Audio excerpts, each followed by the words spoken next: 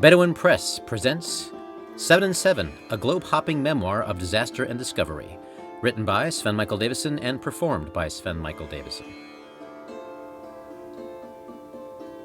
Continent 4, South America, Peru, October 11th through 29th, 2005. I woke up again with a tickling sensation in my lungs and the feeling of fluid in my mouth. More viscous than water, but not heavy enough to be phlegm. I rolled out of bed and floundered to the bathroom to spit. My headache had returned, making me feel as though a steel pipe had punched into my skull above my right eye and had crashed out of the back of my head. I returned to my bed and lay back down to go to sleep. By 3 a.m, I had done this routine 6 times. When was the last time I had slept through the night? It had been at least a week, definitely before I landed in Lima, Peru. The next time I got up to spit, I decided to turn on the light. I gazed down at the sink and saw bright red fluid coating the sides and bottom of the basin. I was spitting up blood. I put on my clothes and left my room. The hotel was a tall pencil-like building that thrust up from a hillside in Puno, a city built next to Lake Titicaca, the world's highest lake at 13,122 feet. The lake is so immense that you cannot see Bolivia on the opposite shore. My room had a great view of the lake, but I wasn't thinking about that right now. I wanted to call my Gap tour guide so he could recommend a doctor. My head throbbed and my lungs gurgled like coffee percolators. When I had checked in, I thought it was pretty cool that the hotel had no elevator. Now I wished it had one. I wandered down to the pitch-black lobby and saw shapes lying on the floor. A crowd was sleeping down there. Did the hotel give reduced rates to vagabonds who wandered in after the clientele went to sleep? I felt bad about waking people up at this hour, but I did feel my condition warranted some attention. "Hola," I said to the black blobs in the dark. No one stirred. I tried again, louder. "Hola." I waited. Should I go out in the street? In my wanderings the previous day, I hadn't seen a hospital or emergency room. I had no idea what medical facilities the city had. Plus, my 30 words of Spanish would be a bit ineffectual in this situation. I had been suffering my headache for days, and the lung bleeding had only just started. I decided I'd be fine until the sun came up. I turned to go back upstairs. A deep voice penetrated the dark behind me. "Hola." I spun around and saw a black shape standing behind the front desk. "Hola, ¿dónde está Berto? Gaia Turística?" I knew I was butchering the language, but it was the best I could do. "Berto no here. It is 3 a.m. His broken English was better than my Spanish. "I conocida. I need Berto." I had no idea how to tell him I needed a doctor. He began to prattle in Spanish. "¿Qué?" I asked. "What room number?" The shadow replied with a thick Spanish accent. I knew Berto was not staying in our hotel. "Gracias." I waved off the shadow clerk and wandered back upstairs. Every step was an effort. The ghost of some Inca warrior pounded on the pipe in my skull. My lungs screamed for air. Once I reached my room, I laid down on the bed. I discovered if I lay on my side, my lungs did not gurgle as much and the urge to cough was lessened. I fell in and out of sleep until the sun came up over the lake at 6 o'clock. I wandered back down the stairs and found the place bright, clean, sunny, and cheerful, with no one asleep on the floor. The woman behind the desk spoke better English, and she tried calling Berto. The number was busy, so she told me to go back to my room, and she'd call me when she reached him. 10 minutes later, my phone rang. "Buenos dias," I answered. "Buenos dias, Sven. What's wrong?" Berto sounded tired. "Well, my headache has gotten worse, and I started coughing up blood last night. I could really use a doctor." "I'll get the doctor and be over right away." A half hour later, there was a knock at my door, and a trim, mid-30s man in black slacks, cobalt blue shirt, and sky blue silk tie walked in with Berto in tow. "I am Dr. Ricardo Roca Torres," he said. "Please sit up and take off your shirt." The good doctor checked my blood pressure and listened to me breathe. "You have pulmonary edema, water in the lungs. You've got 10 hours to get back to sea level, otherwise it will get worse and you'll drown." He began chatting with Berto in Spanish. Meanwhile, all I could think about was how much I did not want my vacation to end. I bust my ass 60 to 80 hours a week. I planned this trip a year ago. When am I going to be here again? I want to go on the Inca Trail. I would have done anything to hike that trail. It was the primary reason why I had come to Peru. The trail is a 51-mile trek through cloud forests and alpine tundra in the Andes Mountains. It links the city of Cusco with Machu Picchu and has ascents over 13,000 feet. It takes between 2 to 5 days to hike through gorgeous vistas and ancient ruins. One of the girls in my group had gotten sick the day before, but she was fine now. She was going on the Inca Trail.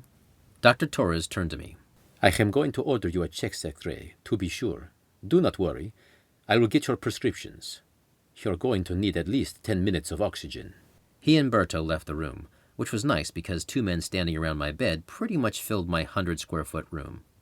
I wondered where they would take me for the X-ray. A minute later, the doctor returned with a small blue cylinder of oxygen to which he attached a clear plastic tube and mask, which he helped me strap on, then opened the cylinder valve. I will be back with your prescriptions. He turned and left. Do you want me to tell the girls? Berto asked, referring to the 5 women who made up the rest of my tour group. Sure, they're going to find out anyway when I don't show up for the homestay. We were all supposed to spend the day and night with one of the traditional families that lived on the floating islands of Lake Titicaca.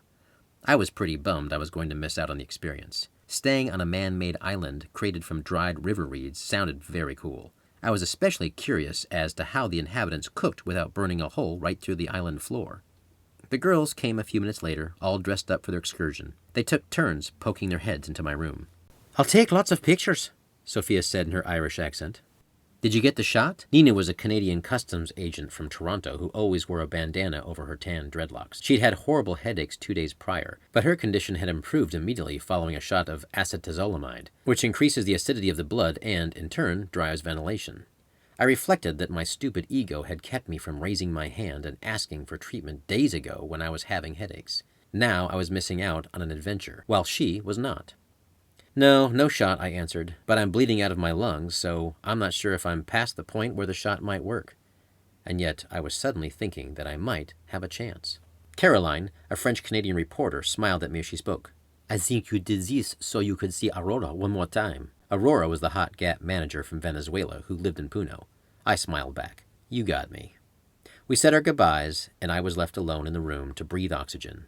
The oxygen flowed straight out of the bottle into my mask, and it didn't take long before my throat felt like sandpaper. I began coughing due to my throat drying out, in addition to the water in my lungs. A half hour later, there was a knock at my door. "Come in." Spanish was not available in my brain because of my pounding headache. A 5'2" woman in her early 50s strolled in. "Buenos dias," I said, thinking this might be my escort to the hospital for my x-ray. The woman nodded. She was built like a barrel and wore a gray knit sweater and gray sweatpants. Her gray hair was arranged in a pile on top of her head in a way that reminded me of Marge Simpson. And I noticed now that she carried a 2-foot by 4-foot metal panel under each arm. Given her size, a strong breeze could have grabbed those plates and sent her racing over Lake Titicaca like a sailboat. The image made me smile. A young man, barely out of his teens, walked in behind her carrying 2 beige equipment cases adorned with Russian writing that looked like they were straight out of the Cold War. He set his equipment down and began searching for a power outlet. I wondered if these 2 had the right room. The woman bent down and opened one case, revealing something that looked like a giant hairdryer.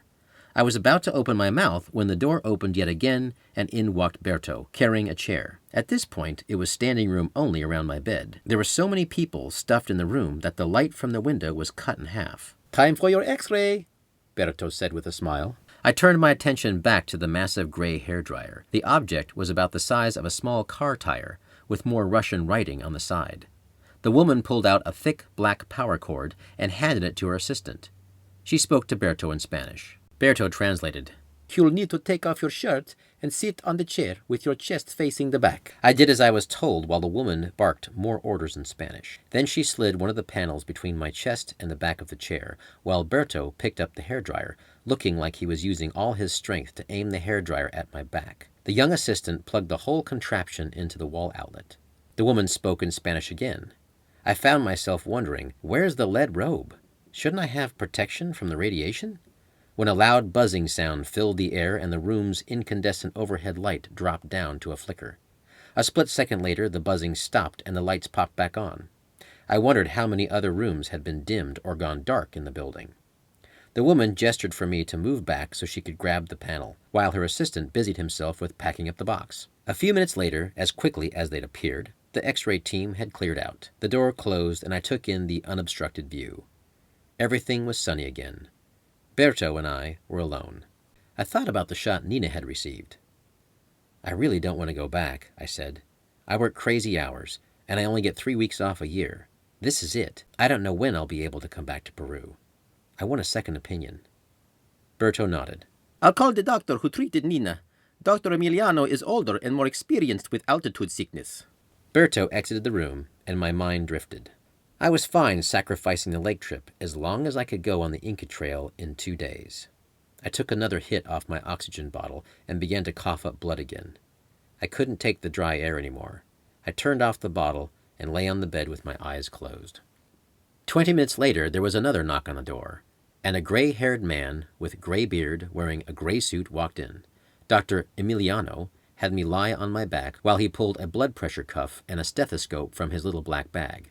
Berto and Aurora, the gorgeous Venezuelan Gap manager, poked their heads in from the stairwell outside my door so they could translate for the doctor, who breathed in and out heavily and gestured for me to do the same.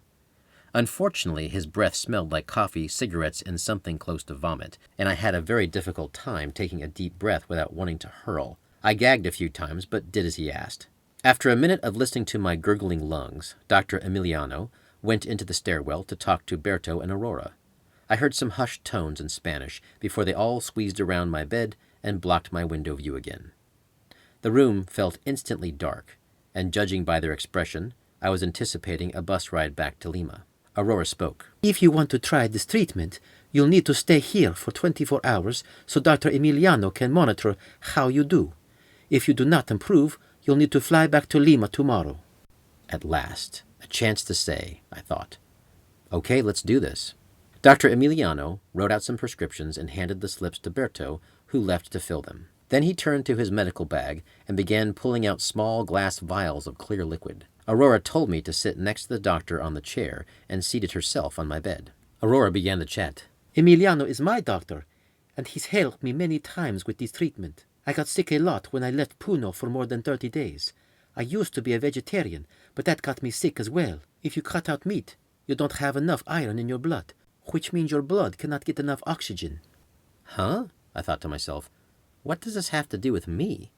I looked over at the doctor, who was now using a large black metal file to saw off the tops of his vials. Then he broke off the glass tops and poured the contents into a syringe that was the diameter of an American $50 and about 6 inches long. It was a horse shot. Once it was filled, he unwrapped a chrome needle from a plastic blister pack and then screwed it onto the syringe. He tied off my upper arm with yellow surgical tubing and slid the needle into my vein. The needle was big and cold. I could feel the surge of icy liquid marching up my arm and into my body. It was uncomfortable, but I was too tired to feel much else. I turned my head to Aurora as she blathered about how I should eat meat every day. Her former allure was rapidly becoming inversely proportionate to the amount of advice she was giving me. I really wanted her to stuff a sock in it. After it was probably 5 minutes, but seemed like an eternity with Aurora in the room, the syringe was finally empty. The doctor pulled the needle out of my arm and wheeled in a 4-foot green canister of oxygen with a little water reservoir at the top so it would not be so dry. You'll need to breathe off this bottle for 2 hours, Aurora informed me. I took a hit, and the moist air in my throat was an immediate relief. I wouldn't have lasted 20 seconds if I had to use the previous bottle. Dr. Emiliano will be in the hotel all day taking care of other patients. He'll check on you periodically. If you improve, you can rejoin your tour group. I turned to the doctor and asked, in words that needed no translation, Inca Trail? He turned to Aurora and replied in Spanish. She translated. No Inca Trail. Your lungs need time to heal. They both left just as my disappointment at this news gave way to the sudden, urgent need to relieve my bladder. I took off the oxygen mask and ran to the bathroom, where I peed like I had been holding it for 12 hours. Surprisingly, my urine was completely clear. I wound up going through the same routine about every 10 minutes for the next hour or so.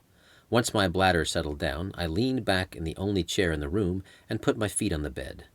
I stared out at the buildings across the street and Lake Titicaca beyond. My headache changed its shape and texture, so that instead of a steel pipe driving through my brain, it was just a large throb, like someone hitting a bass drum inside my skull. I wasn't sure if it was the oxygen or the shot, but my headache was definitely improving. Berto returned with my prescriptions. Heike won't be on the Inca Trail either. You can travel with her, but you need to pay for that part of the tour since you did not pay for it in advance. We'll travel the Sacred Valley and then take the train to Aguascalientes. From there, we'll take the bus up to Machu Picchu and meet the rest of the tour group. Heike was a German girl, accent and all, who was married to an American Air Force engineer. She was traveling alone because her husband was always on base and she was bored. I could not hide my disappointment at missing out on the Inca Trail. I already paid to go on the trail. Can't that money be put towards the Sacred Valley trip? That money was given directly to the government. They've already spent it. I put my head back and looked at the ceiling. I cannot believe I'm missing the trail. I am such an idiot. Berto stared down at his toes for a few seconds, then sighed. If you're better, he looked away. Maybe I shouldn't say this. I perked up. I can do part of the Inca Trail? He shook his head and gritted his teeth. He did not want to finish his thought. Come on, Berto, you can tell me. He took a deep breath, then spoke quietly. Maybe we can climb Putucusi. What's that? It's a very steep mountain next to Machu Picchu. There are lots of ladders, vertical ladders. It's dangerous. The kind of adventure you'd like. A big smile spread across my face. Deal. But if this treatment doesn't work, we'll probably send you to a clinic in Cusco. He sounded almost hopeful. Understood. With that, Berto left the room and closed the door. I turned off the oxygen bottle and enjoyed a moment of silencio. It was nice to sit in my room and watch the clouds boil over the Condor and Anchor Hills surrounding the lake. I could hear backfiring rickshaws and cars from the street below my window. Time slowed down, and after 90 minutes breathing oxygen, my headache disappeared. I pushed the notion of returning to Lima out of my head. My trip had been plagued by mishaps from the beginning. I had landed in Lima close to midnight 8 days prior. The next morning, I learned that due to the evident unfamiliarity with my Swedish name, the GAP staff had inadvertently placed me in what was meant to be an all-female tour group. This wasn't as surprising as it should have been. I spent most of my life explaining my name to people at least once per week. Stephen? A kid, an operator, a substitute teacher, or a new coworker might say. No, my name is Sven. Seven? No, Sven. I'm sorry, can you spell that? S-V-E-N. Sven. Stephen? It had become a comedy routine. I was currently free and single, having finally broken up with Gudrun for good 5 months before, after our disastrous vacation into Singapore and a subsequent failed reboot of our relationship. So the idea of being surrounded by women for 3 weeks didn't seem too bad. The women in my group were an international bunch, as I learned while we waited for our tour guide in the lobby of our hotel. Rebecca and Sophia, both Irish, had known each other for years, but had not clicked until they recently worked together in Dublin. Rebecca was a 6-foot-tall, curly-haired redhead who towered over everyone except some of the tourists. Sophia was around 5'6" and had skin even paler than Rebecca's, straight black hair cut in a bob, and glasses. They worked in information technology, liked science fiction, and had recently quit their jobs to travel to Peru and then live in Australia for a year. I'm here for the Inca Trail too, Sophia told me. I brought an Irish flag, so when I finish, I can wrap the flag around me and light up a fag. Elaine, from Quebec, was also in our party. She was a tiny, tan girl with wavy black hair who was about 5'4" and couldn't have weighed more than 90 pounds. She was a freelance reporter, loved Latin men and adventure. She spoke with authority in her French accent. I can't wait to check out the clubs down here. I hear they are fantastic. Clubbing hadn't even occurred to me, I responded, silently hoping that we'd be so busy with ruins that we would skip modern civilization altogether. Nina was next to appear in the lobby. She was a Canadian customs agent who lived in Toronto and the same height as Elaine, but husky in frame. Nina loved photography and was hoping to get some great shots of the ruins and the trail, like me. She carried 2 camera bodies with her, one to support a wide-angle lens, the other to support a telephoto. Our final companion was Heike from Dusseldorf, the only one of our group who was married. She was short, with blue eyes and straight blonde hair that came down to her shoulders. We quickly learned that Heike had an aversion to germs. She constantly put sanitizer gel on her hands and on any utensils she used. After we had all introduced ourselves, Berto, our tour guide, showed up. He looked very surprised when he saw me sitting with the 5 girls. Are you Sven? Sorry, I'm Sven with a V. It's a guy's name in Sweden. Berto spread out his fingers over his chest. Oh my, they've made a little mix-up. This was supposed to be an all-girls group. I have 3 rooms booked for every city. You were all going to pair up. But no matter, we'll figure it out. The idea of traveling among only women in a non-romantic capacity was a welcome change of pace. Plus, I was the only American, another bonus. I wanted to be exposed to other cultures outside my own. We reached Pisco in the very late afternoon, and I checked into a hotel room with 3 beds. The other 2 rooms had 3 beds as well, and Elaine decided to stay with the Irish girls and let Heike and Nina have their own double. That night, I ordered a crab salad, ceviche, pisco sour, margarita, and an Inca Cola. I wiggled with excited anticipation over the trip and celebrated by consuming everything that sounded good. My focus on Inca Peru was partly a result of the Aztec Teotihuacan and Mayan history I had been exposed to in Mexico. The next morning I felt a tad queasy, but I figured my body was just getting used to the cuisine. Plus, I have a habit of not drinking enough water, and, since Pisco was surrounded by desert, I needed to back off on the alcohol and soda and stick to Mother Nature's pure stuff. After dinner, Elaine approached me as I was using the hotel's computer to check my email. "Did you hear about the Gap tour?" she asked. "No, what happened?" "They were one street over from us looking for dinner at the same time we were, and they got robbed at gunpoint." Jesus, that's terrible. Is everyone okay? "No one was hurt, but a few of them had to cancel their credit cards. They are thinking of doubling up on the tour guides for the rest of the trip for more safety." I shook my head. Crazy. We checked out of the hotel the next morning and toured the Proving Galapagos by motorboat for a few hours. Every 5 years, the area comes alive with human activity as crews come out to harvest all the guano from the rocks to sell as fertilizer. The first time this was done, back in the 1950s, it took several years to gather it all. Basically, the islands were covered in several feet of bird crap. One of the tour's highlights was a boat ride through the sea caves and the wildlife, focusing on birds, seals, and fish. I was fascinated with the harvesting process. When we arrived back on shore, a small bus took our group to a Pisco distillery called the El Itador. Pisco is a clear, white wine-like spirit. The makers take grape wine and distill it into high-proof alcohol. There we had a tour of the distilling process and ate lunch, followed by a Pisco tasting at the facility's bar. After lunch, we went sandboarding. It originated in the deserts of Egypt and China a millennia ago for pleasure. As I flew down sand dunes strapped to a snowboard, my stomach began to turn and boil, and not just from the acceleration.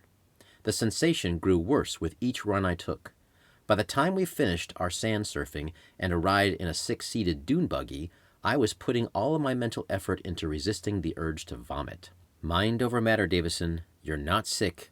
This is all in your head. You're not sick. You just need water. You're dehydrated.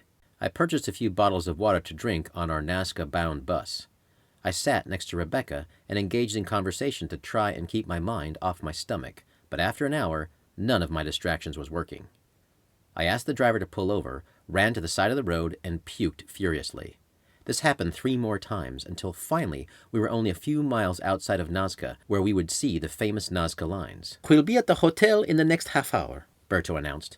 Knowing this, I tried very hard to look at the horizon and take my mind off my body. I did not want to be sick. I did not want my vacation to be ruined. I refused to be sick, but the more I tried to ignore my wrenching stomach and the pressure in my throat, the more the nausea increased. "You're so close. Just hang on until you get to a bathroom. Puking in front of the girls is embarrassing." I wound up waiting too long. The urge to vomit was so strong that I felt that talking would release a flood of fishy water. I had drunk 2 liters since our sand surfing excursion. I had ejected quite a bit of it since, but a portion of my lunch and breakfast continued to swim. "Stop the bus!" Because it took all my effort to speak without puking, my voice came out as a pathetic whisper. Unfortunately, my effort to speak forced liquid to rush up my esophagus. I ran up the aisle of the bus to get to the door. "Stop the bus!" Rebecca shouted. Thankfully, she had heard me. I covered my mouth, but puke sprayed out from between my fingers. Sophia, Rebecca, and Elaine all lunged away from the aisle. Hot liquid ran down my arm and into my shirt. I shot down the stairs, leapt onto the ground, and kneeled in the desert. I retched over and over, emptying any remnant of food or water still hiding in my stomach. Then I started dry heaving. "Oh God, did I puke on the girls?" I thought to myself. "Man, I'm turning into the travel companion from hell." And then I felt it. I had heaved so hard that I had Hershey squirted my underwear, and now there was a small pool of fresh, hot crap in my pants. Kill me. "Are you okay?" Rebecca shouted from the open bus door. I spun around, afraid she might see a brown patch spreading out on my khaki shorts. "Yeah, I think so. Pretty much got it all out on that round." Logistically, my problem was impossible to fix. I put my hands behind my shorts and walked back towards the bus. "I'm so sorry. Did I hit you?" I got a little on my shoe. She gave me a reassuring smile. We all ducked in time when we saw you coming. I'm sorry. I've never done that before. As I walked up the stairs onto the bus, I found Berto on his hands and knees wiping up my barf with Windex and paper towels.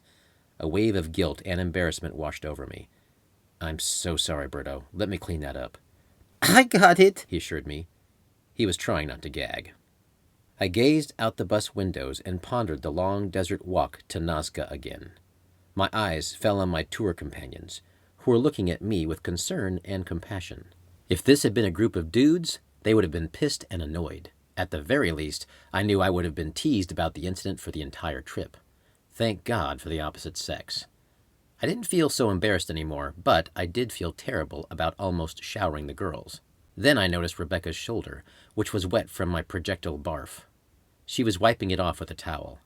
Meanwhile, Sophia was engaged in removing some of my stomach contents from her foot. The embarrassment returned tenfold. I addressed Rebecca and Sophia. I'm really sorry. Why don't you sit at the front of the bus? Rebecca said politely. Good idea, Heike seconded. I nodded, and all the girls moved back a row so I could spend the last few miles as close to the door of the bus as possible. Only the driver was now in danger of becoming collateral damage. I made sure to put my sweatshirt down around my waist so it would hide my butt and keep me from soiling the seat. I could not wait to get to the privacy of my hotel room. I prayed I could get some laundry done. For the record, I rarely get sick. I averaged 1 sick day per year growing up, and I might call in sick to work once every other year. I pride myself on being healthy, so my physical condition was confusing and alarming for me. I could not believe I was becoming ill, and that I had embarrassed myself to this extent. I was desperate to find a way to keep it from ruining my trip. A buddy of mine had been to India about 10 years prior, and told me how he had gotten sick there and that he could not get out of bed for 3 days. He finally broke into his emergency supply of drugs and opened a vial of blue liquid. It was a super cocktail composed of several antibiotics and stained blue so it could be identified easily. It knocked him out for 26 hours, and when he woke up, he felt 1,000,000 times better. That night in Nazca, I alternated between vomit and diarrhea.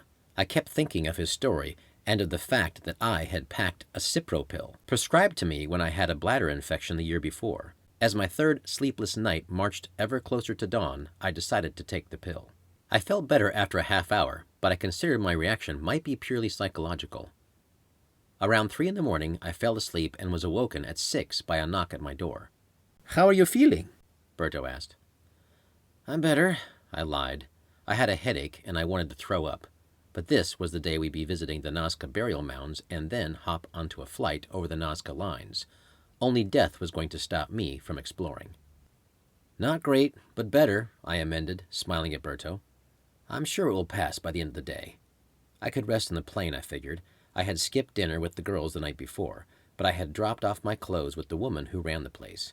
I hoped her laundry service would erase the vestiges of my bus ride embarrassment. Skepticism creased Berto's face. Maybe you should rest. I shook my head. I want to go flying, and maybe try some guinea pig for dinner tonight. This was purely a bluff. I was up for trying the local delicacy, but the idea of eating an American house pet right now made my nausea return. That's good. But wait until we get to my hometown. Arequipa, they make the best guinea pig there. They deep fry it and serve it with French fries. Once Berto left, I got dressed and boarded the bus with the girls. While we walked among the Nazca burial pits, my head throbbed with pain. It took all my strength to remain upright and act like I was fine. Every time I stooped to look at one of the seated mummies, I wanted to lie down, curl up in a ball, and die. After the burial pits, we headed to a tiny airport to catch a plane and fly over the Nazca lines. Each little single-engine prop plane had 6 seats, including the pilot's, so we had to split up into 2 groups. Elaine, Rebecca, Sophia, and Nina all flew with me in one plane, and Heike flew with another family. I think you should sit up front next to the pilot, Sven, Rebecca stated. Agreed, Nina chimed in. Thanks, girls, that's very sweet of you, I replied. Sophia smiled. We just don't want you hurling on the backs of our necks. Despite the warnings I had heard from other travelers in Lima, the flight was very smooth. It felt wonderful just to sit and enjoy the view. The headache continued to pound my skull, but the nausea was easing away. We all wore headsets so we could hear the pilot identify each formation carved in the soil below us. Thousands of years ago, the lines were created by the rulers of the Nazca. The pilot's voice crackled. Long before the Incas, this was a ruling capital. The rock in this area is dark gray, but the sand and the soil underneath is light, almost white in color. By scraping away the topsoil, the people created images in the landscape. Because the area is so arid, the lines have been preserved all this time. I marveled at the ingenuity of this ancient culture. The only way they could see these massive monuments was to climb the mountains around the desert basin, and even then their view was never as spectacular as the one I was seeing now. Elaine, seated in the back row with Sophia, wound up getting sick in a plastic bag. It seemed I was starting a trend. That afternoon we visited a man who owned a pottery shop. He showed us how he pulled clay from the ground, processed it, turned it into pottery, and then painted it in traditional Peruvian styles. He also gave us a tour of his mineral collection. The best part was when he pulled out a guitar. I fully expected to hear Peruvian music, sans the flute, or some Latin rhythm. Instead, he played and sang the Greg Kihn Band's breakup song. The rest of the day was fairly relaxing, but my headache never left. I had packed some Tylenol and took 2. From Nazca, we took a night bus to Arequipa, Berto's hometown. I hoped that a moving vehicle would get me to sleep the whole night. The plane seemed to do me good, so why not a bus? Sadly, despite my best efforts, I had a fitful sleep. This was now my 4th restless night, and I was not recovering to my satisfaction. But I remained convinced I had had nothing worse than some severe form of food poisoning. The Tylenol masked my pain. My fluttery stomach remained, but I no longer had the urge to vomit every time I saw or smelled food. Activities were manageable. Meanwhile, we were climbing up into the Andes, where Arequipa sat at 2,328 meters or 7,638 feet, 2,000 feet higher than my childhood home of Denver. Furthermore, I had been living at sea level since 1987.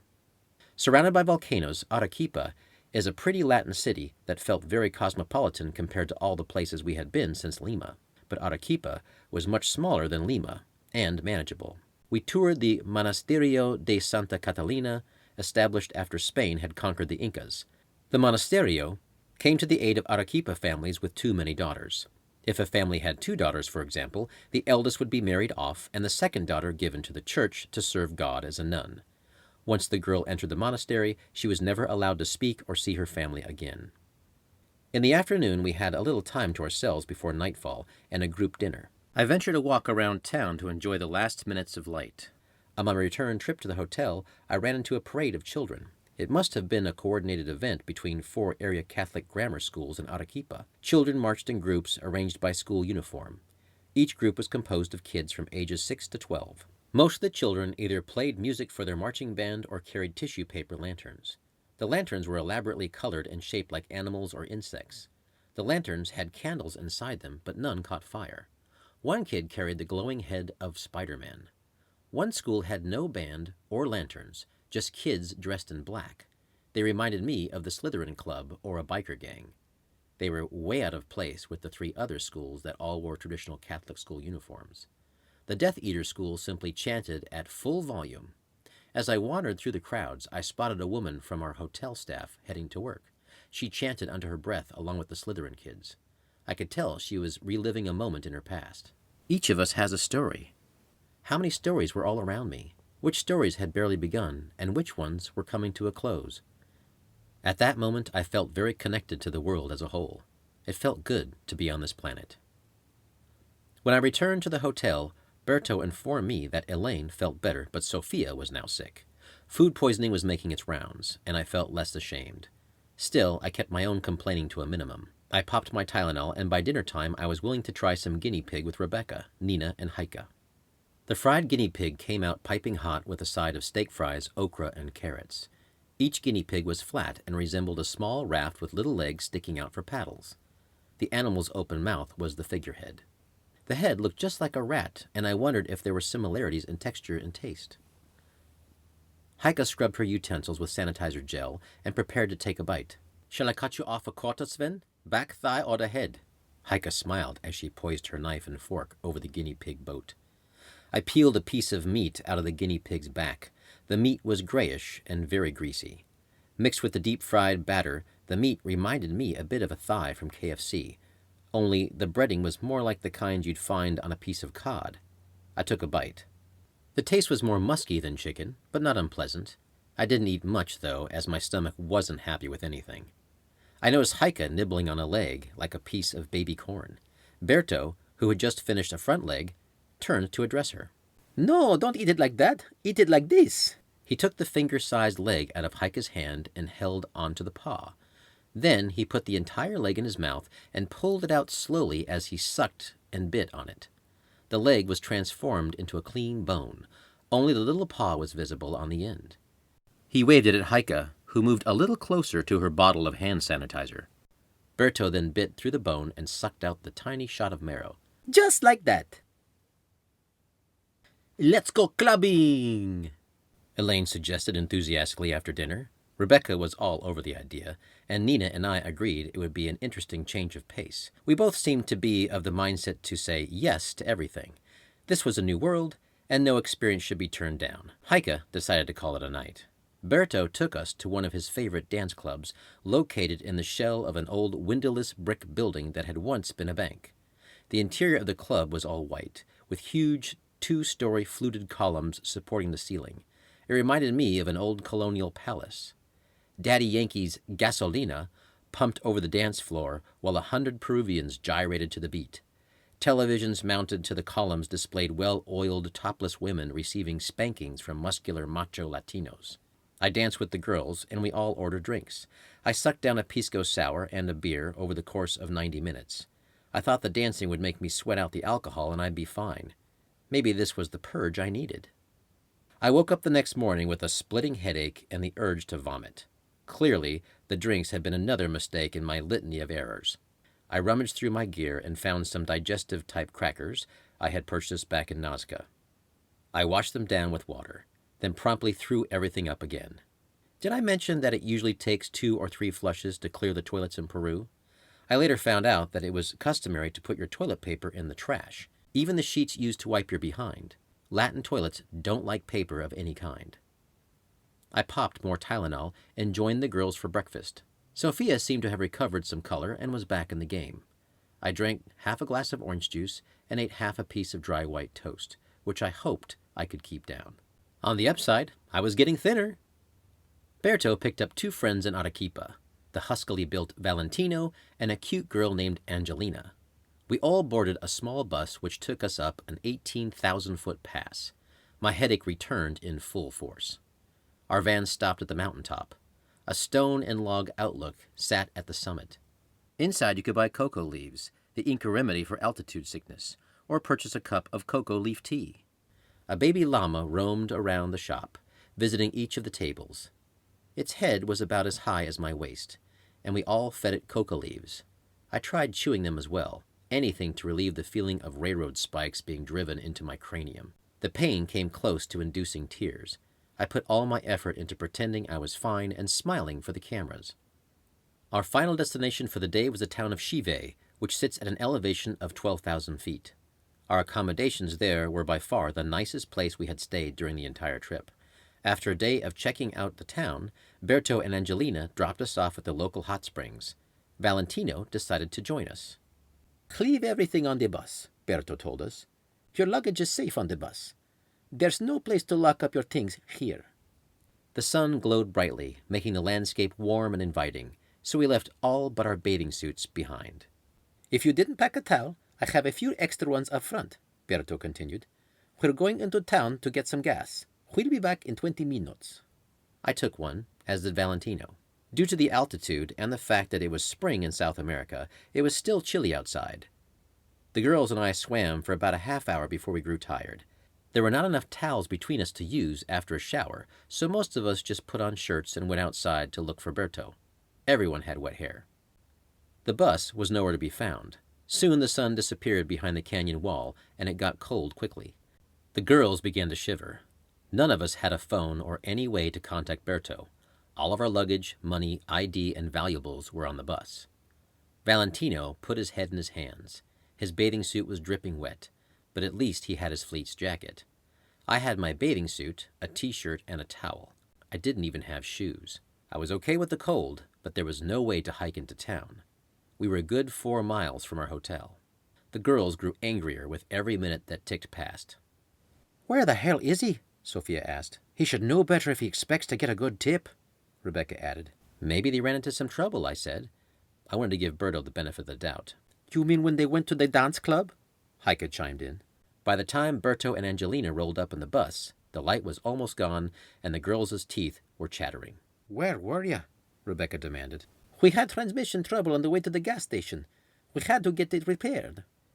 I thought the explanation was acceptable, but the girls remained pretty sore. By the time we finished dinner, they had finally moved on. The next day we drove into Colca Canyon to see condors. The morning light cast a gorgeous glow on the 1,200 terraces there. Berto had a local guide named Lolita give us a tour as we drove. "The high terraces were built by the first people to settle this region. You know how the babies have soft skulls?" Lolita looked at some of us for confirmation. "Those people would wrap the babies' heads in wet rags to shape the skulls. They molded their heads into oblate ovals. It reminded them of the low volcanic region they had come from." "Is this why people have different shaped hats?" Elaine asked. "Yes," Lolita answered. "Instead of shaping skulls, they now have hats that represent the region they came from. The first people to arrive were conquered 400 years later, in 750 AD, by people who shaped their heads into conical ovals. Only royalty fashioned their skulls in this way to stand apart from the peasants. The ovals represented the jagged peaks where they had come from. These people built the terraces further down the sides of the mountains." We drove through a massive canyon with terraced farmland cut into the sides from the very top to the very bottom. There was a couple thousand feet of terraced farmland rising before us as far forward as the eye could see. Lolita continued. "When the Incas came, they built terraces all the way to the river, which are mostly still in use today. Chive, where you are staying now, was a base used by the Incas to conquer all the Colca Canyon. The Inca general fell in love with the local woman, and he built a temple for her and gilded it in copper. When the Spaniards came, they tore the temple down and built a church on that site." The story was similar to the one I had heard in Mexico City. Spaniards conquered a people and tore down their places of worship. The new government built churches and municipal buildings in the European style so the locals would know who was supreme in heaven and on earth. The history of conquest angers and depresses me. Nolita's voice filled our van. "The Spaniards used the copper from the temple to create the church bells. They also used the copper to make cannon and rifle balls to fight the Incas. The woman who had won the love of the Inca general tried to broker peace among the Incas, the locals, and the Spaniards. Because of her efforts, the church is still named after her." Our drive up the canyon concluded at a parking lot intended for viewing condors, where we discovered 500 more people with the same idea. The place was absolutely packed. A low stone wall kept tourists from falling down thousands of feet into the canyon. We had to squeeze into the crowd to get a good view along the wall. We hung out for 2 hours and saw 2 condors. The birds were only visible if you used a pair of high-powered binoculars or a 400mm lens. I had neither, but put the lens on a future purchase list. Eventually, Berto packed us up in our bus and we went for a hike. I popped my last 2 Tylenol and was feeling pretty good. Colca is the place where most people stay to acclimate before hitting the Inca Trail, and I felt excited and energized as we followed an irrigation canal that snaked along a 7,000-foot drop in many places. The absence of a headache made me so excited that I practically skipped ahead of the group. During our hike, we gazed at the 15,000-foot Colca Peak, as well as more terraces. We spotted a few family compounds and wound up stopping to visit a local farmer to see how he lived. Like the rest of the inhabitants on the terraces, the farmer and his wife and son lived in a small compound at the top edge of the canyon. We entered through a gate and Berto shouted in Spanish. The farmer came out of a shed wearing a straw cowboy hat, a red alpaca sweater vest that his wife had made, tan pants, and a white dress shirt. His skin looked like brown leather, and he reminded me of a Peruvian version of the Marlboro Man. I wondered if he had dressed up in his best outfit in anticipation of our visit. Inside the compound were a few small mud brick buildings constructed against the 10-foot wall, which was also made of mud. The layout created a large, open dirt courtyard. Every structure had a corrugated tin roof. A 2-foot overhang shaded 8 guinea pig cages and 2 apiaries. The farmer led us into a shed, where we found a slaughtered and dressed alpaca hanging from the rafters to cure. A pile of harvested corn lay below the carcass. We followed the farmer into his home, where he offered us a plate of alpaca cheese, which he made himself on the property. A few well-worn rugs covered small portions of the dirt floor. A charcoal pit sat in the kitchen to provide cooking heat.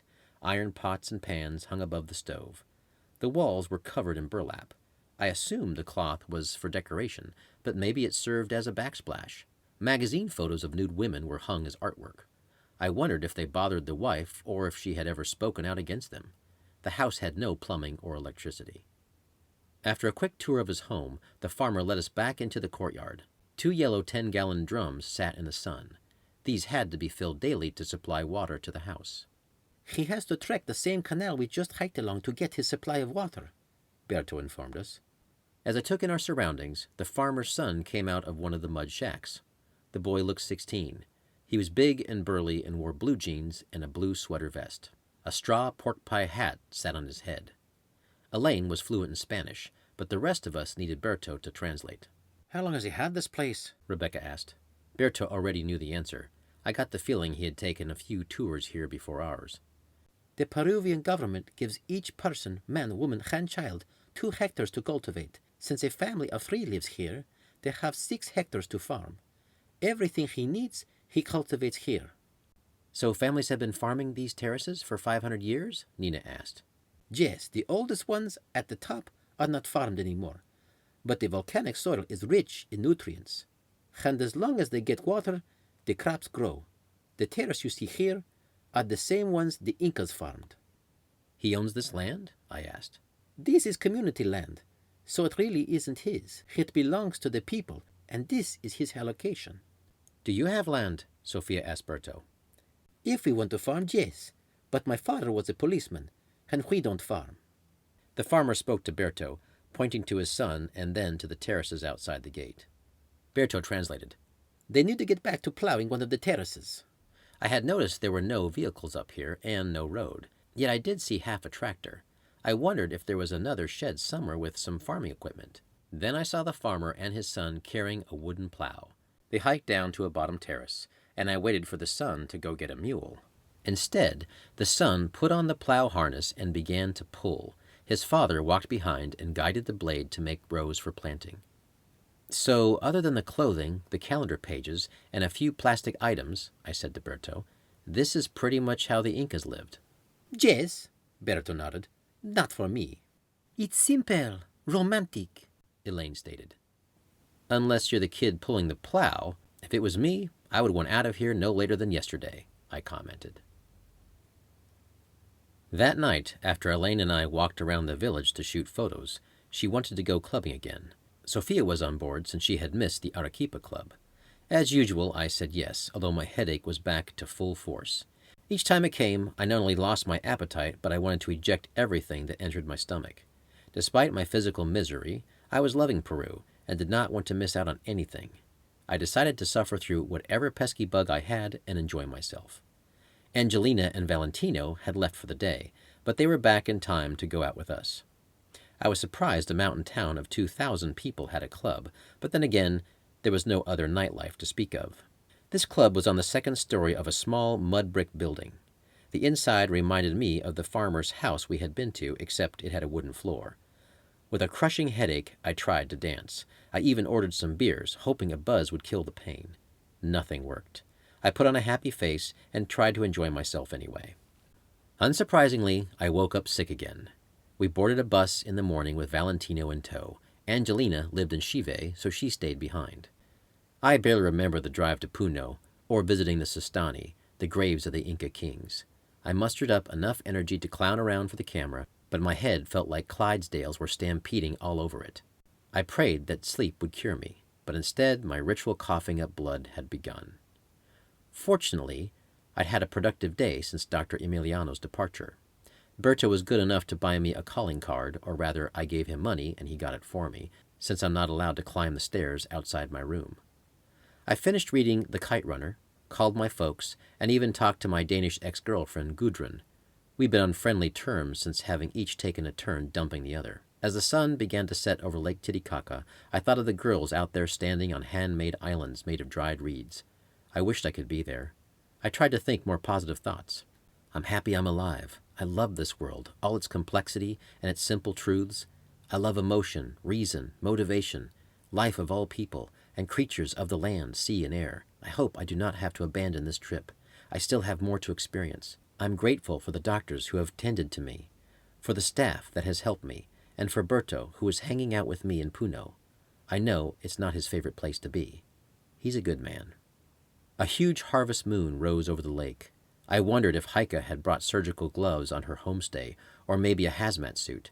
She'd been horrified by the idea of staying overnight on the dirty, floating islands. The thought made me laugh out loud. A little after 7 p.m., there was a knock at my door. Buenos noches, Berto said as he entered. So is Emiliano coming with another shot? I had not seen the doctor all day, and he had threatened the possibility if I did not improve. No, he sent me to check on you. How are you feeling? Better than I have the entire trip. Haven't had a headache for hours. No coffee percolating in my lungs. Good. I'll tell Emiliano. A few minutes later, Berto came back and offered to get me some dinner. Emiliano says he doesn't need to see you until 9:30 tomorrow morning. Okay. I gave Berto an order for some chicken and rice. He was back a half hour later with some grilled chicken in a styrofoam box. For the first time since Pisco, I had an appetite and ate everything. I fell asleep early but woke up at 3 a.m. with a raging headache. I took a 25-minute hit of oxygen and felt great. I loved having my own stash of natural gas. The next morning, Emiliano stopped by. I could not imagine him giving me anything but a clean bill of health. Berto translated. You're coming along nicely. One more day of rest, and you can rejoin the tour. But no Inca Trail.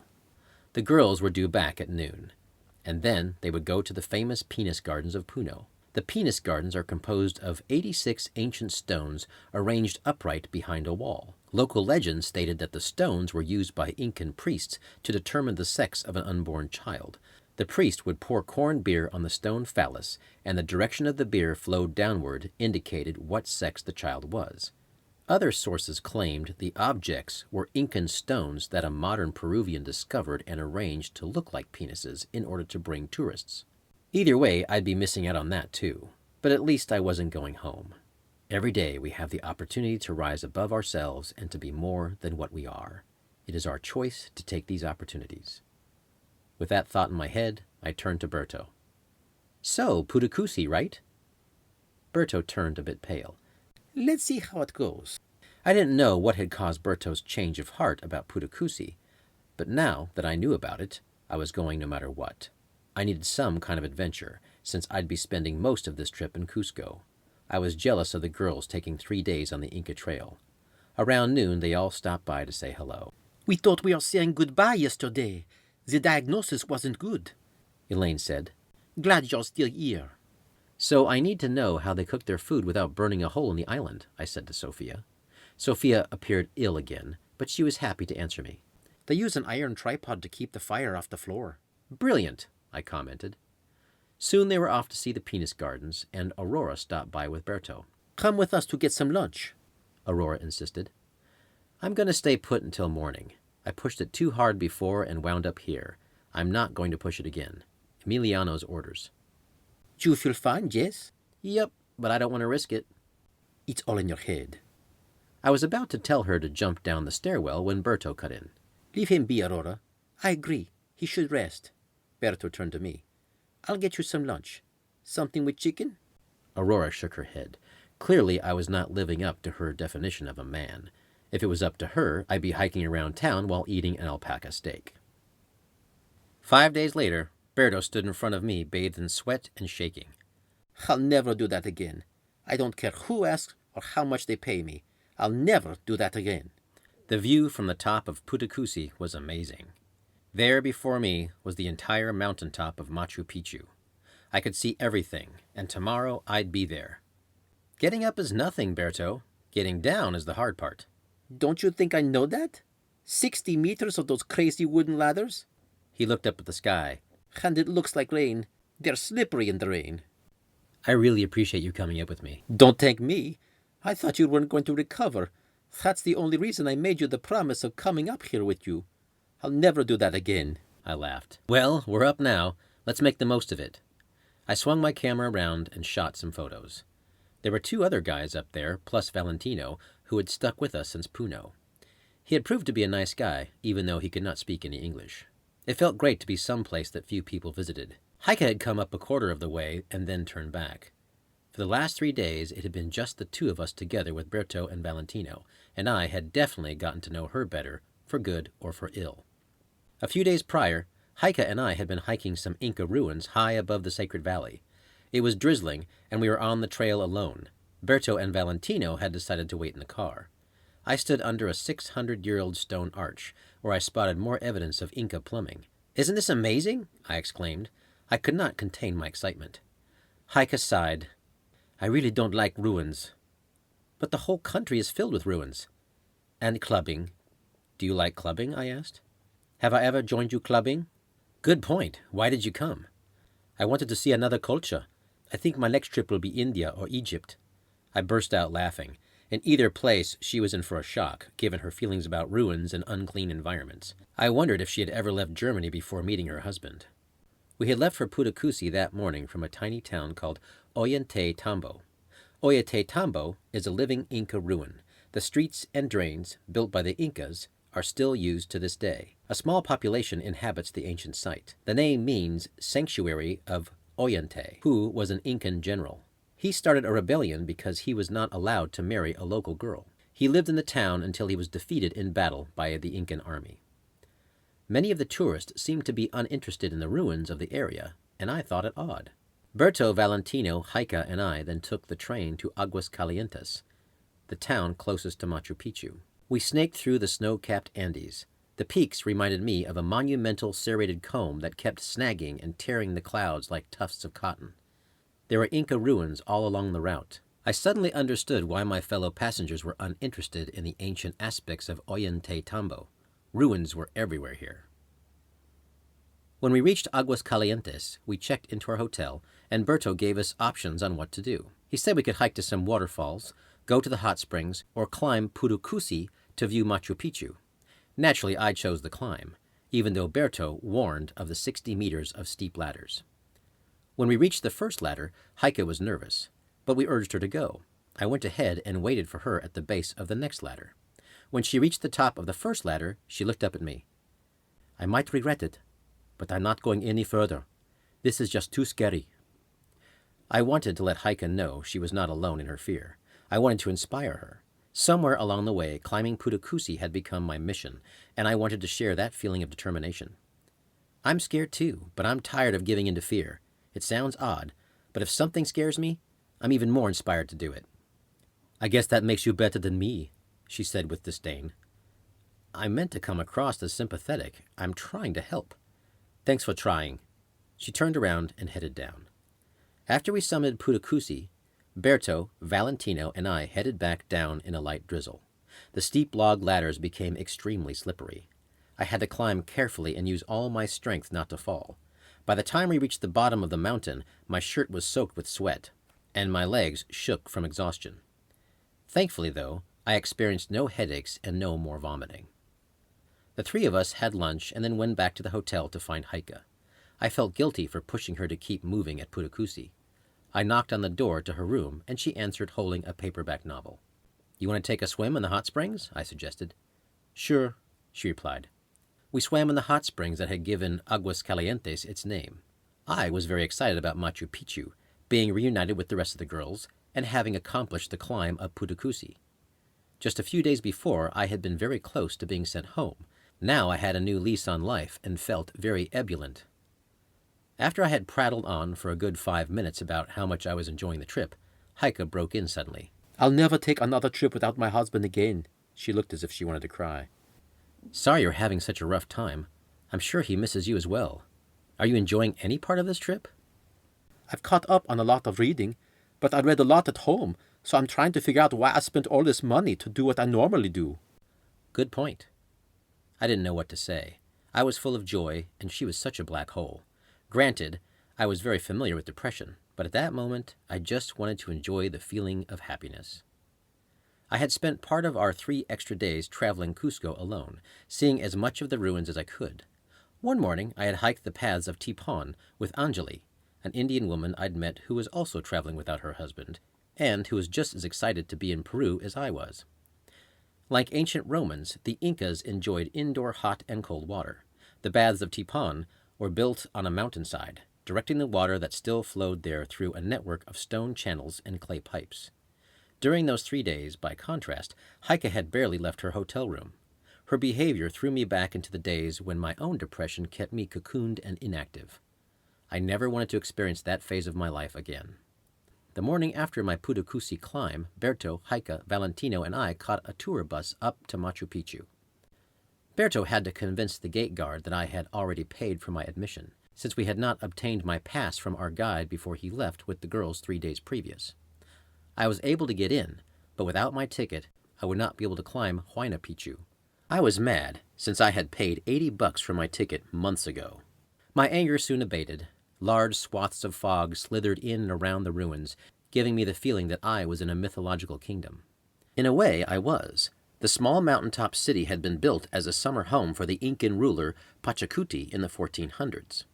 It was 50 miles from Cusco, yet the Spanish had never discovered it. Hence, it was relatively intact when it was finally uncovered by a man named Hiram Bingham in 1911. It had plumbing, terraces for agriculture, and temples. It had been self-sustaining during its time. Over the centuries, its existence had become rumor and legend with the locals. When Bingham found it, it was mostly buried by jungle. I followed a guide for a brief time. If you want to know what Inca Cuzco looked like, look no further than here. This city was divided into half agricultural space and half urban residences. The urban section also has terraces for growing crops. The streets are now narrow and the roofs are thatched with high peaks. The river divided Cusco's agricultural and urban areas. Here they had an aqueduct. There are temples here for worshipping and many natural forces that affected Inca life. There is a temple that measures the occurrence of the equinox, and more that are aligned for astronomy. The Incas were very precise in their measurements of the heavens. Like Sacsayhuaman in Cusco, you'll find stones that are over 2 meters high that were carved and placed in the temples here. As I walked through the mists among the lichen-covered stones, I marveled at the architecture and sophistication of the layout. What would it have been like to be here when it was new? What would Cusco have been like, for that matter? About 20 minutes after entering the ruins, we ran into the girls. Sophia had finally achieved her goal. She wrapped the Irish flag around her shoulders and lit up a cigarette with Huayna Picchu in the background. She gave me her camera and asked me to take a photo. I recorded her celebration for all time. We spent another day in Cusco, my 4th. Cusco was by far my favorite Peruvian city. It had once had 365 temples built for every day of the year, and each one had a specific purpose. Some were for the sun, some for the stars, some for the natural wonders of our planet. Most of them were now lost. The Spaniards had destroyed everything Incan and paved the roads with stones from the houses of the Incan kings. Cusco was beautiful yet sad for me. Yes, the Incas had conducted human sacrifice, but there was no comparison to the genocide the Spaniards had doled out on numerous indigenous peoples. Our final night in Cusco, Berto took us clubbing one last time at a new place his friend had opened called Heaven and Hell. My favorite interior design element was undoubtedly the bathrooms, both of which were unisex. The first was all white with cotton on the walls and marble motifs. The second was all red with black fixtures and razor wire on the walls. If you were drunk or bent over suddenly, you risked a mortal injury. If this place were in the United States, it would never pass a health and safety inspection. After Cusco, we said goodbye to Valentino and caught a flight to Puerto Maldonado, located in the rainforests of Peru, where we hopped on a boat and traveled into the Amazon jungle. The air was hot and thick with humidity. The forest rose up 100 feet high from the brown water on all sides. We passed a group of capybaras along the river's banks, eating reeds next to the water. Capybaras are the largest rodent in the world. Their shoulders rise 2 feet from the ground, and they look like giant wet guinea pigs. Our destination was the Tambopata Lodge, an eco-friendly lodge established on the Tambopata River in 1991. Our boat arrived about an hour before sunset. We hopped onto a red dirt riverbank and hiked up to a clearing in the rainforest where thatched-roofed bungalows stood on 2-foot-high stilts. I had one of these bungalows all to myself. The huts were 1-bedroom, 1-bath structures with bug screens over open windows.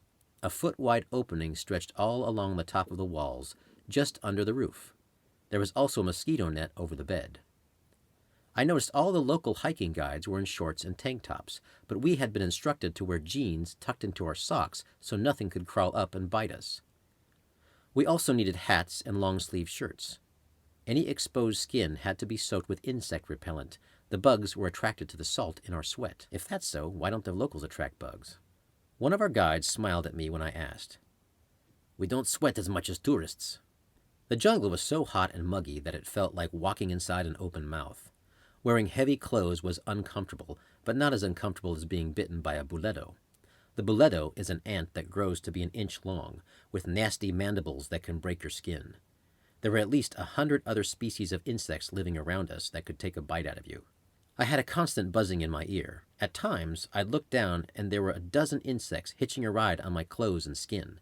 The smell of DEET was always in my nose.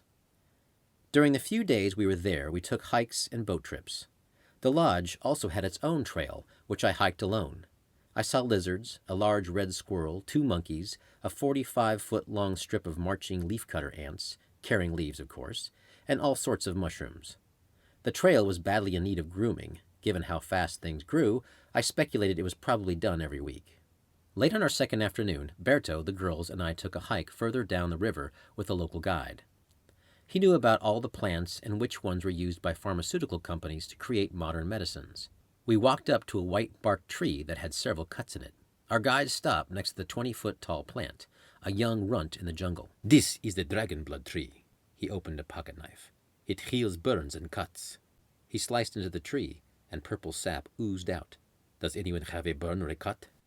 Rebecca had cut her hand the day before, so she took some purple sap from the tree and rubbed it in her cut. I had one on my thumb and rubbed it on. It turned into a white cream the more you rubbed. The next morning, we checked our hands. Both of our cuts were practically healed. We marched forward. Everything in the jungle grew on top of everything else. We found a massive tree that disappeared above the jungle canopy. It was hollow inside, and we each took a turn going in. Our guide explained. "This is a strangler fig tree.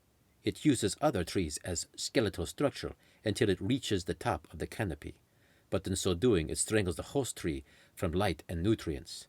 The host tree underneath dies and rots away, leaving this hollow fig tree in its place." At one point, we reached a small tree that had nothing growing around within a 5-foot radius. "This is a fire ant tree," our guide told us. "It allows a fire ant colony to live on it, and in return, the fire ants keep any animal or plant from touching it.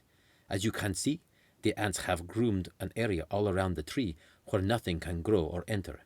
Natives of these parts used to punish people for adultery and other crimes by tying them to this tree. The fire ants will attack anything that touches their tree until it is killed and removed." When we returned from our hike, we had a few hours to chill.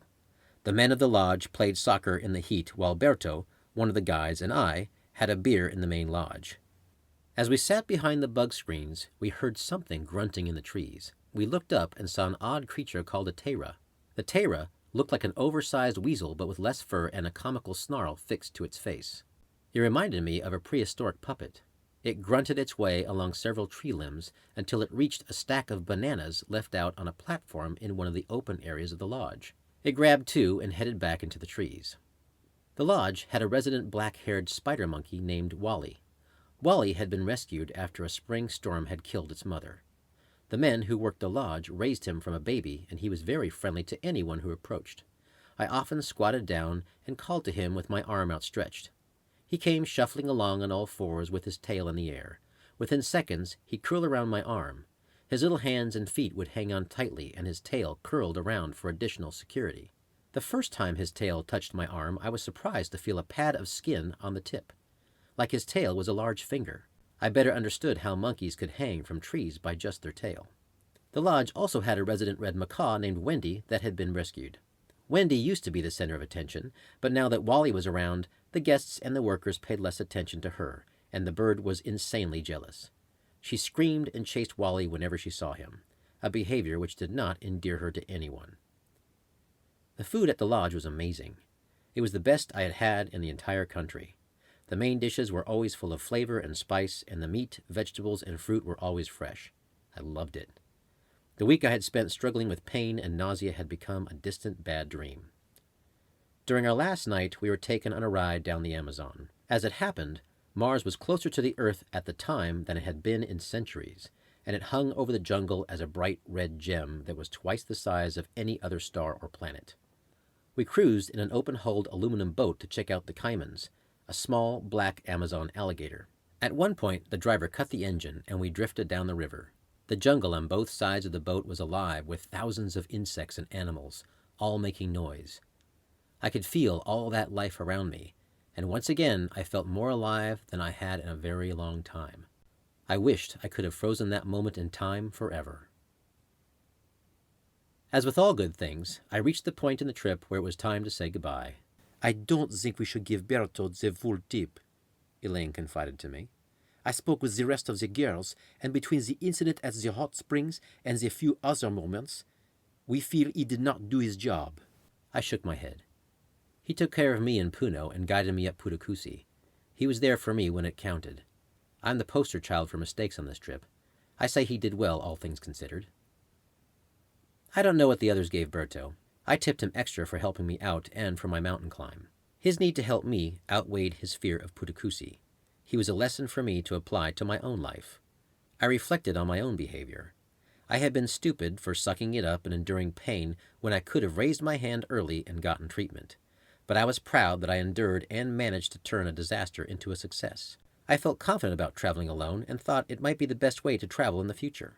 It forced me to socialize and gain friendships that I might not have experienced with familiar faces around. Most of all, I thought of Heike and all the others I had met in my life who allowed fear to keep them shut in and clinging to a life that was dissatisfying because of a greater fear of risk. My own job was comfortable in many ways, but I did not love it. I wanted to quit, downsize my life, and give myself the freedom to do what I wanted. But I was afraid of falling into destitution and feeling the shame of failure. I needed exposure to people who lived outside the standard parameters set by society. I'd find it on my next adventure.